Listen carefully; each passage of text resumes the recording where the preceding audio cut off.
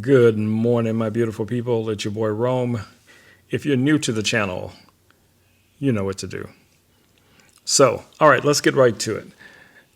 Today's video, what we're going to be doing is looking at a follow-up. Basically, this is a follow-up to the previous video I did talking about the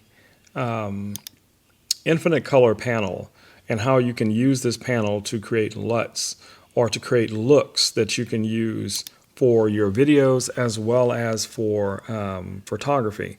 So on the previous video, what I did was I brought video into Photoshop and I used the infinite color panel on the video itself.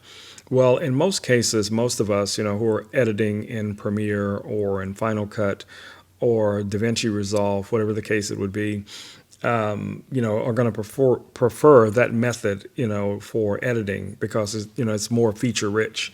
So let's start here.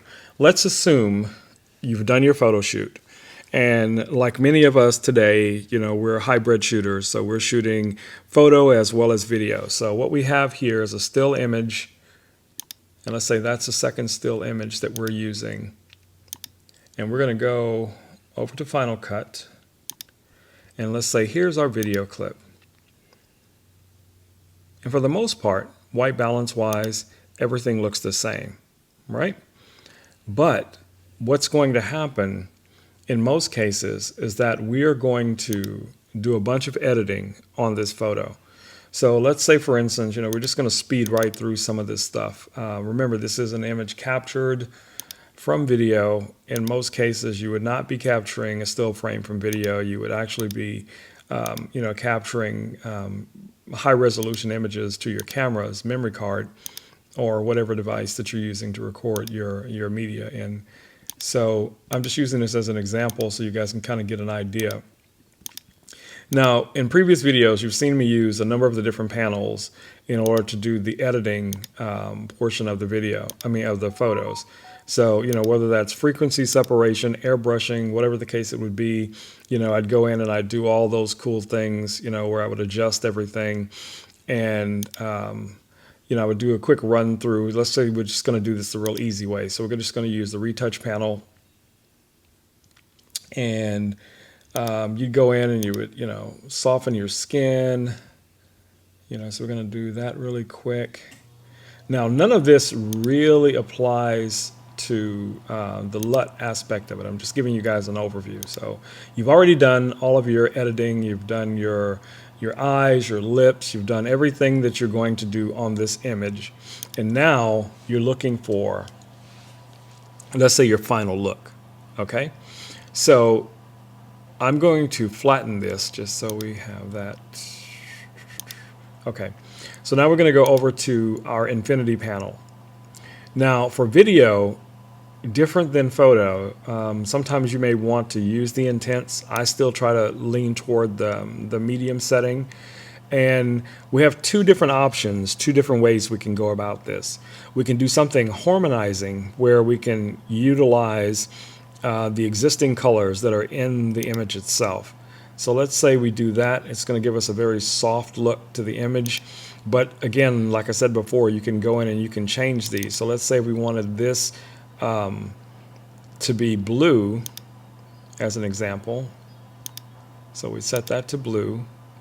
And then maybe we want this to be a very warm color. So we could set that to somewhere in there. And then the highlights, I usually try to take from the skin tone. So let's say that, is the look that we're going for.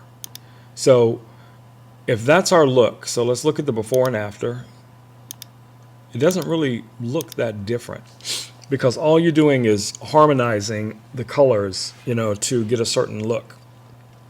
But what we want to do here is create something very drastically different. So with the infinity color panel, you can just hit the create button. And if you don't see something you like, just keep going until you finally get to something, that catches your eye. So now this is a little bizarre. So, this very, very pink image, we could go with something like that because if you look at the difference, you're going from the yellow to pink. So if you're doing something that is trendy or something like that, then you can then always go in here and adjust the color balance. You could adjust the selective color. So if we go here to selective color, we're just going to randomize that and see what it comes up with.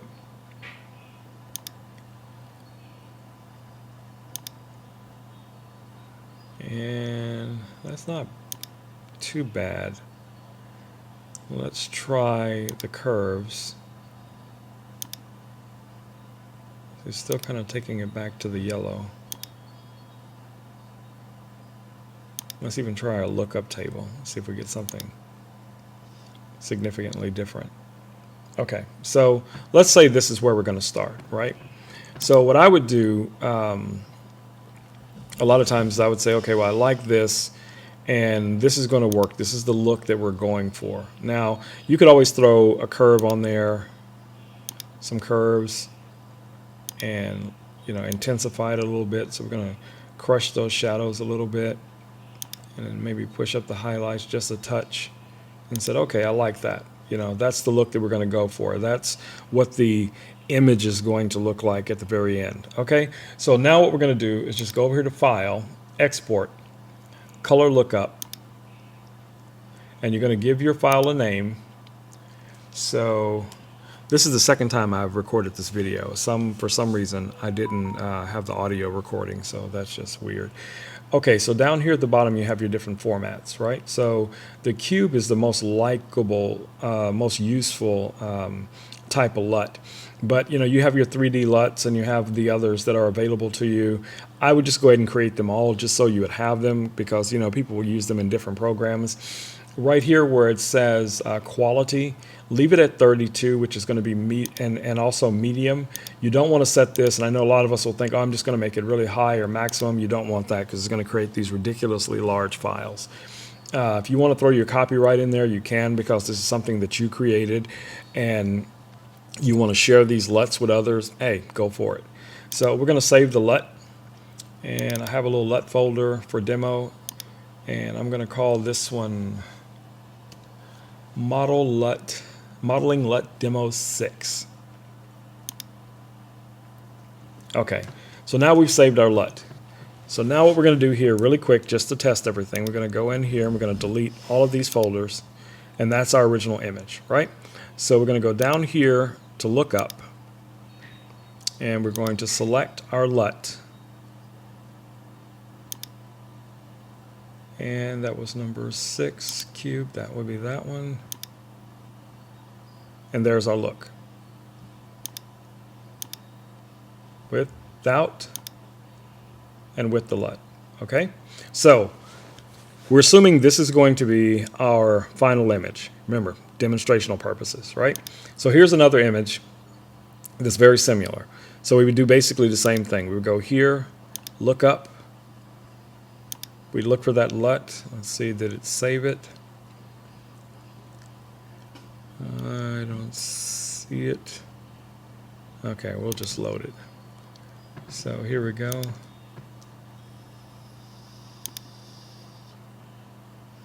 And then boom. Now both of these images have the same tonality, color, so on and so on, right? Okay, so let's jump over here to Final Cut. And as you can see, let's save one of these so we can see the difference. So we'll just save this one. Let's make it a JPEG. And we're going to call that 6 also.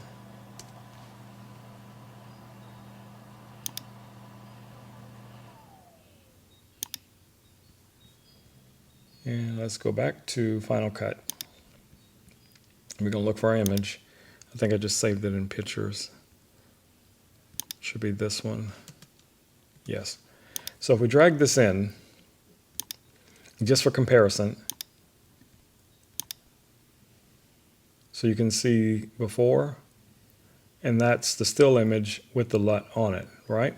So now if we go here to our video, under Effects, and you're going to search for your LUT loader. And Final Cut has a built-in LUT loader if you're not using some other one. But then we go in here and find our LUT. I'm going to load or choose a LUT. And that was number 6.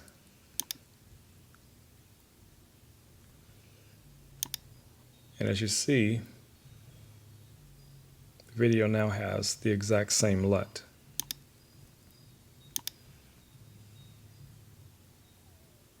Even looking at your scopes, when you look at the video, as you notice, they're both identically the same, right? So let's just throw a color wheel on here so we can adjust them independently. All right, so here's our video footage. So we're going to adjust this one. So let's go ahead and bring our highlights up to about 100. Let's go ahead and bring the shadows down to 0. And we'll just leave the midtones as they sit, right? So we see how that is. Then we go back to this one. It's flatter. But then if we go here and we adjust our shadows up to 100. I'm sorry, our highlights to 100. And then bring our shadows down to 0 or close to 0. We're getting almost the exact same thing. So, in a nutshell, basically what I'm trying to demonstrate here is that you can use a tool like Infinite Color to create LUTs and then utilize those LUTs in your video productions. And I mean, I can imagine just countless different examples of how you would use something like this, you know, for weddings, corporate events, product behind the scenes, you know, BTS, you know, things like that, where you want the video to look and have the same look and feel as your final output, you know, images. Or, you know, if you're doing, you know, theme related stuff and you just want to throw a color grade on something, you could just start off with a still image and do all of your editing and then save this as a LUT, you know, once you get your final look, and then take that into Final Cut or Premiere or DaVinci Resolve, and, you know, boom, it's a win. Okay. And, you know, the cool thing is, you know, you guys, you can share these LUTs with, you know, your friends, you know, people that, you know, in the community, things like that. So, you know, it's something cool to do, you know, to give back to the community. And with that in mind, I'm going to bring this video to an end, but I'm going to end this video a little bit differently than I normally do, you know, where I ask you guys to do all the same things that most content creators ask you to do. Instead, I'm going to ask you to do something a little bit different. As you know, if you are in the photography industry or if you're in any industry and you lived through 2020, it's been a very rough year. It was a rough year. So one of the things that I want to start doing is spotlighting local businesses in my area. And I recommend and I encourage other content creators to do something similar to this. Use your imagination. Find a way to throw a spotlight on someone, you know, within your own content that you're creating.